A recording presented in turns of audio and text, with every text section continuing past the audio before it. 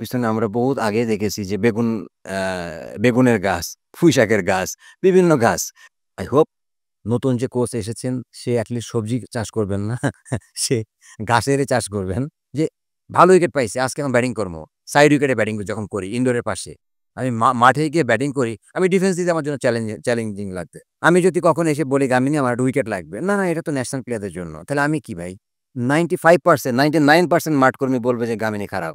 আপনি দেখেন এই যে ইনডোরের পাশে যত কাঁঠাল গাছ আছে, হ্যাঁ? এখানে কাঁঠাল গাছ প্রত্যেকটা মানুষের বাসায় যায়। বিকজ কেন? কে ডিস্ট্রিবিউট করে? এখনকার প্রেক্ষাপটে বাংলাদেশ ক্রিকেটের সেখানে যাই। টনি হেমিং এসেছেন আবার। এসে তিনি ১ম দিন যখন ভিজিট করছিলেন, উইকেটের পেছনে পুঁইশাকের বাগান দেখে হতভম্ব হয়েছেন। এটা তো হতম্ব হওয়ারই বিষয় ভাই। আপনি ইনডোরের এই একাডেমির পাশে যতগুলো উইকেট দেখবেন, উইকেটের পিছনে আমরা বহুত আগেই দেখেছি যে আ বেগুনের গাছ, পুঁইশাকের গাছ, বিভিন্ন গাছ। তো এটা তো একটা খুব নরমাল ব্যাপার যে একটা উইকেটের পাশে যখন আপনি সবজি চাষ করবেন, দ্যাট মিনস ওই সবজিগুলাতে আপনি পানি ঢালতেছেন, তাই না? ওই পানিটা তো উইকেটে একটা প্রভাব পড়তেছে। খুব বেশি ডিসট্যান্স তো তা না।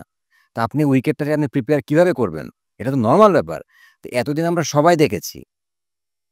আমাদের মানে গামিনী সাহেবও দেখেছেন, তারপরে এর আগে অনেকে যারা কাজ করেছেন, গ্রাউন্ডসম্যান থেকে শুরু করে গ্রাউন্ডসম্যানদের তো আপনি দোষ দিতে পারেন না ভাই। দেখা যাচ্ছে এই সবজি গামিনীর বাসাতেও গেছে। শুধুমাত্র গামিনীর বাসায় না, অনেকের বাসায় গেছে সবজি। প্লেয়াররা আমি সিউর কখনো এগুলো করবে না। বাট আপনি দেখেন এই যে ইনডোরের পাশে যত কাঁঠাল গাছ আছে, হ্যাঁ? এখানে কাঁঠাল গাছ প্রত্যেকটা মানুষের বাসায় যায়। বিকজ কেন? কে ডিস্ট্রিবিউট করে?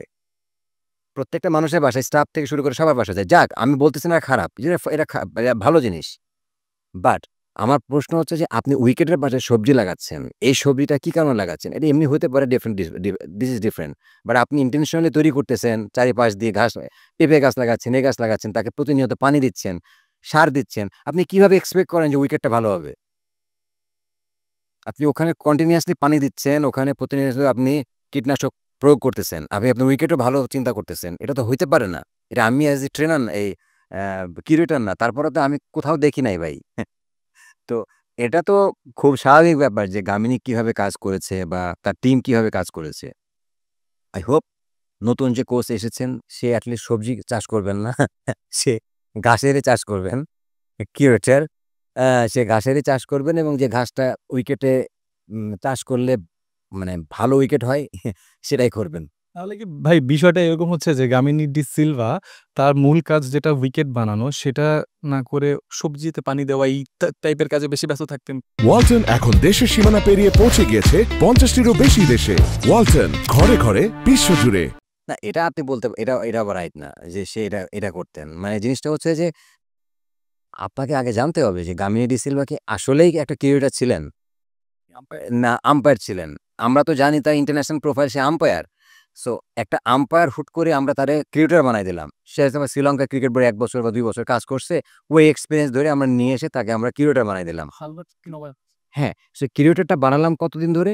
Almost 15 years. 15 ইয়ার্স। তো ভাই আমরা এর ভেতরে এমন কি ম্যাজিক পাইলাম যে তার ম্যাজিকে আমরা বাংলাদেশ ক্রিকেট যে এমন চেঞ্জ হয়ে গেছে যে বাংলাদেশ ১০ নম্বর থেকে ২ নম্বরে চলে আসছে। তাহলে আমি একে মানতাম। আপনি এখন ন্যাশনাল টিমের প্রত্যেকটা প্লেয়ারকে জিজ্ঞেস করবেন যে, "ভাই you guys are comfortable batting in Mirpur?" No. আমার টাইমে নো। আমরা কেউ ব্যাটিং করতে চাইতাম না, ভয় পাইতাম। বিকজ আমরা যখন চিটাগং এ যাইতাম, সাইড উইকেট, সেন্টার উইকেট কেউ আমরা ছাড়তাম না। কেন? যে ভালো উইকেট পাইছি, আজকে আমি ব্যাটিং করবো। কারণ ব্যাটিং করেও আরাম পাইতাম। তো আমার কথা হচ্ছে আপনি ইমপ্রুভমেন্ট কখন করবেন? যখন আপনার স্কিল, আপনার মানে স্কিলের সাথে তো মেন্টালিটি মানে মানে ইয়েটা যেটা মেন্টাল হেলথ আপনার এটা তো কানেক্টেড। আপনি আজকে খারাপ ব্যাটিং করবেন, আপনি ডেফিনিটলি আপনার সারাদিন মাথার ভিতরে কাজ করতে থাকবে যে আমার ভালো কেন খারাপ ব্যাটিং হয়েছে? তো আমি যখন ভালো ব্যাটিং করার মতো সেই উইকেট বানাতে পারবো না, তাহলে আমি কিভাবে এক্সপেক্ট করবো যে আমি মেন্টালি স্ট্রং থাকবে? আমাকে তো সারাক্ষণ মেন্টালি ডিস্টার্ব করবে আমার স্কিলটা নিয়ে। এক্সাক্টলি তাই হয়। আমাদের মিরপুরের উইকেটে যারাই ব্যাটিং করে না কেন? আমি বলব তো যে মুশফিক বলেন বা যারা খেলেছে এতদিন ধরে লং টাইম খেলছে বা এরা আরো ৪-৫ হাজার রান বেশি করত। আপনার আমিও দেখা যায় আরো ২-৩ হাজার রান বেশি করতাম। honestly আরো ২,০০০ রান বেশি করতাম। যদি ২,০০০ না হইলে আমি ১,০০০ রানও বেশি করতাম যদি মিরপুরে যে কটা ম্যাচ খেলছি। বিকজ আমরা এখানে চাইলেও অনেক কিছু করতে পারতাম না। আজকে আমি একটা বাজে মানে কনফিডেন্স নিয়ে কালকে মাঠে নামতাম। আমি আপনাকে বোঝাতে পারছি? এটা খুব লজিক কথা ভাই। আজকে আমি কার সাথে ম্যাচ খেলবো? অস্ট্রেলিয়ার সাথে। আমার খুব পরিষ্কার মনে আছে। আমি অস্ট্রেলিয়া, ইংল্যান্ডের সাথে এখানে টেস্ট ম্যাচ খেলেছিলাম। এর আগে আমি প্র্যাকটিস করতেছি। এখানে ভালো উইকেট। এখানে খুব ভালো উইকেট। আমি সাইড উইকেটে ব্যাটিং যখন করি ইনডোরের পাশে। আমি মাঠে গিয়ে ব্যাটিং করি। আমি ডিফেন্স দিতে আমার জন্য চ্যালেঞ্জিং লাগতেছে। তাহলে আপনি আমাকে বলেন যে আমার কনফিডেন্সটা কোথা থেকে আসবে? আমি কোন উইকেটে ব্যাটিং করেছি? তাহলে আমরা কি পরিস্থিতিতে ক্রিকেট খেলেছি এটা সাধারণ মানুষকে বোঝাতে পারবো না। যে যারা ক্রিকেটার, যারা ক্রিকেট বোদ্ধা তারা জানে। প্লেয়ারদের সাথে তার ব্যবহার কেমন ছিল? আপনার সাথে প্লেয়ারদের অন্য প্লেয়ারদের সাথে? ১ম এর দিকে তো খুব ভালো ছিল। ১ম এর দিকে সে রেসপেক্ট করত, সবকিছুই করত। সে গামিনী আজকে উইকেট লাগবে। হ্যাঁ, ঠিক আছে উইকেট দেব। কিন্তু আমার কথা হচ্ছে যে আপনি যখন ন্যাশনাল টিমে একটা প্লেয়ারকে আপনি দেখবেন যে এই ছেলেটা ৮-১০ বছর ন্যাশনাল টিমে খেলেছে, স্পেশালি টেস্ট ক্রিকেট খেলেছে। তো আপনি হ্যাঁ, আপনার বোর্ডের একটা মানে ইয়ে আছে, অনেক কিছুই আছে, নিয়মকানুন আছে। আমি যদি কখনো এসে বলি, "গামিনী আমার একটা উইকেট লাগবে।" "না, না, এটা তো ন্যাশনাল প্লেয়ারদের জন্য।" তাহলে আমি কি ভাই? আমি যে তোমার দেশকে আমার এই দেশকে আমি এত বছর সার্ভ করলাম, তাহলে আমি তাহলে কোথায় যাবো? প্র্যাকটিস করব কোথায়? আমার কথা বাদ দিলাম। বহুত প্লেয়ার আছে যারা এখানে উইকেট করে থাকে, প্র্যাকটিস করতে দেয় না। একাডেমি মাঠে প্র্যাকটিস করে দিল না। লাস্টে তো আপনার ওখানে দেখবেন যে এই যে একটা সিমেন্টের উইকেট বানিয়েছে, ওখানে গিয়ে ব্যাটিং করে।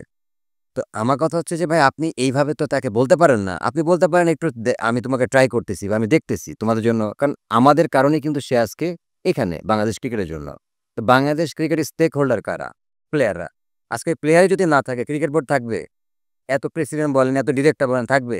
কোনো লাভ আছে? তাহলে আপনি যদি প্লেয়ারকে মূল্যায়ন করতে না জানেন, আপনি প্লেয়ারকে রেসপেক্ট দিতে না জানেন, তাহলে ভাই আপনার সাথে কোন দেশে বাস করতেছি আমরা?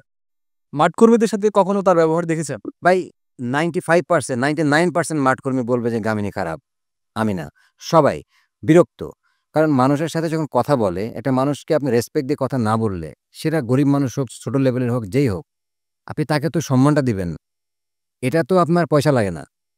তা আপনি তাকে যদি আপনি অর্ডার করেন, তাকে যদি আপনি কন্টিনিউয়াসলি বাজেভাবে গালিগালাজ করেন, চার্জ করেন, ওই মানুষটা ১ দিন, ২ দিন, ৩ দিন আপনাকে সম্মান দিবে। এরপর আপনি দিবে না। আল্টিমেটলি সে পেটের দায়ে আপনাকে ভয়ে কাজ করতেছে। তো এটাই হয়েছে। আপনি যতগুলা ক্রিকেটারকে জিজ্ঞেস করবেন আজকে, গামিনী তো চলে গেছে যে, "ভাই গামিনী কেমন ছিল?" এরপরে আপনি আমাকে প্রশ্নটা করবেন। আ গ্রিন হাউস টার্ফ গামানি ভুলে শোনা গেছে যে মাটি যেভাবে দেওয়া দরকার ছিল সেভাবে না দেওয়াতে ব্যবহার করতে পারেনি কোনো ক্রিকেটারের ব্যাট ভেঙে গেছে ১.৫-২ লাখ টাকার। তো আসলে এই যে অপারগতা, লিমিটেশন সেটা স্বীকারও করেছে। হেড কোচ ফিল সিমন্স তিনি ক্ষুব্ধ হয়েছেন পাকিস্তান সিরিজের উইকেট দেখে। এত কিছুর পরে যদি শোনা যায় যে তিনি চলে যাচ্ছেন তাহলে এটা ভালো বা আশার বাণী কি? ভাই ভালো আলহামদুলিল্লাহ আমি বলব। যে চলে গেছে এতদিন নবায়ন হওয়ার পরও বুলবুল ভাই একটা বড় ডিসিশন নিয়েছেন যে তাকে মানে এখান থেকে তাকে পাঠিয়ে দিয়েছেন। স্যাক করেছেন।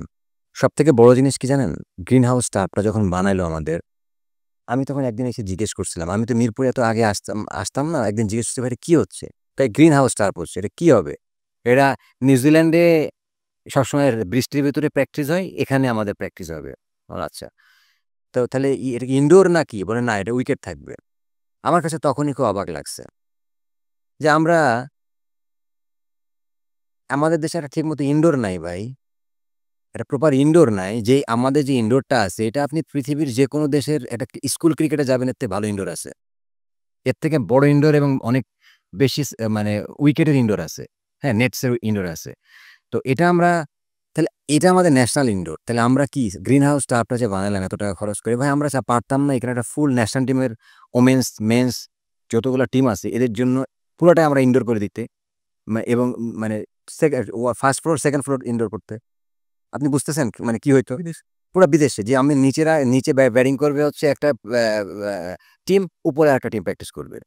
আমি এটা ফার্স্ট ক্লাস প্লেয়ারদেরকে দিয়ে দিতাম। এখন যেটা আছে তাহলে কি হলো? ফার্স্ট ক্লাস প্লেয়াররা সারা বছর প্র্যাকটিস করলো। ওখানে ইন্টারন্যাশনাল প্লেয়াররা প্র্যাকটিস করলো। আপনি একটা জিনিস চিন্তা করেন, এই ইনডোরে এসে ফার্স্ট ক্লাস প্লেয়াররা প্র্যাকটিস করতেছে, ন্যাশনাল প্লেয়াররা প্র্যাকটিস করতেছে, ওমেন্স করতেছে, 19 করতেছে, সবাই এক জায়গায়। লিটারেলি এখানে কি হয়? যারা বসে থাকে তারা ন্যাশনাল প্লেয়ার চলে গেলে লাইন ধরে থাকে। দেখা যায় সকাল ১০ টায় আসছে, ২ টার সময় একটা বা ৩ টার সময় একটা এক রাউন্ড খেলার সুযোগ পেয়েছে। এটা তো কোনো সিস্টেম হলো না ভাই।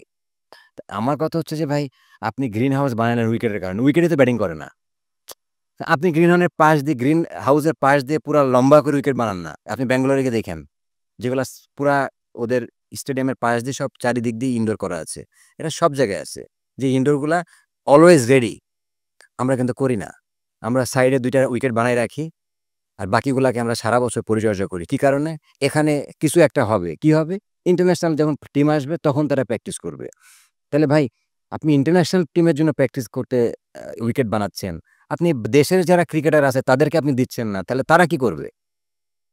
সো এগুলা বলতে ভাই আমি অনেক কথা বলেছি। আমার আসলে আমি নিজের কাছে ভালো লাগে না যে আসলে দেখেন আমি এখানে খেলতেছি না। আ এখন যারা খেলবে আমার মনে হয় যে শান্ত আছে বা যারা মিরাজ আছে এদের উচিত যে এগুলা আরো প্রপারলি বোর্ডের সাথে বসে কথা বলে একটা প্ল্যান করে দেশের ক্রিকেটটা নিয়ে চিন্তা করা। তাইলে কি হবে? পরবর্তী প্রজন্মের জন্য ক্রিকেটটা আগাবে। না হলে আমরা যেখানে ছিলাম এদের থেকে কিন্তু এরা এখন ভালো পজিশনে নাই বরং আরো খারাপ পজিশনে আসছে। আমাদের সময় ৫ নম্বরে আমরা গেছিলাম। এখন দেখেন ১০ নম্বরে চলে আসছে। লাভটা দেশের ক্রিকেট তো আগায় নাই, আরো নেমে গেছে। আরো নেমে যাবে। আল্টিমেটলি মানে আমি যেটা পার্সোনালি ফিল করি যে এই ওয়েতে চললে কখনোই ক্রিকেট ডেভেলপ হয় না। ভাই আপনি প্র্যাকটিস করবেন আপনার সুবিধার্থে।